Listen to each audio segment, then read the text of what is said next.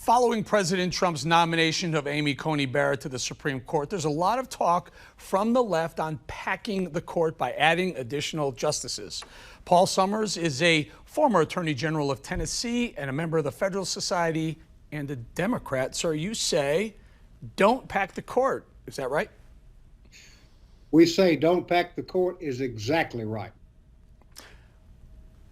Well, the left says if President Trump pushes through Amy Coney Barrett, you're going to get the right is going to get the Supreme Court 6-3, so therefore they want to pack it so they can get an even margin. What's your argument against doing that to fellow Democrats? To fellow Democrats, to Republicans, to independents, it makes no difference. The concept of keeping the Supreme Court at 9 was a concept that was here a long time before the untimely death a couple of weeks ago almost of Justice Ginsburg. We were working on the coalition to preserve the independence of the Supreme Court well in advance of her death. The fact that there is a potential, that there is an appointment and a potential confirmation is of no consequence to the movement to keep 9 on the Supreme Court. Let me tell you why, if I may.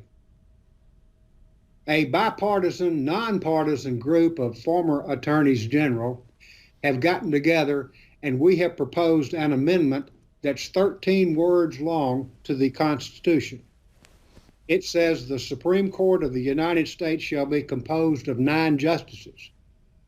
Currently, and since the Constitution was created in 1789, the Supreme Court's number is silent in the Constitution. In other words, it doesn't set it at 9. Now, it has been 9 since 1869, but it can change by a vote of the House, a positive vote of the Senate, and the signature of the President, just like any other bill. We feel like if you start packing the court with people of the same ideology that you have, then that's going to hurt the court in 3 different ways. Number one, it will denigrate the independence of the Supreme Court.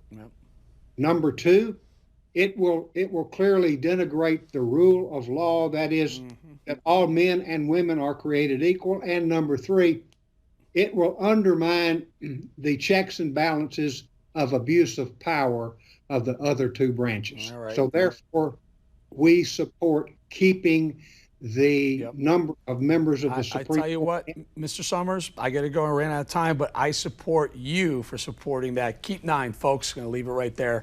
Paul Summers, thank you. Thank you so much.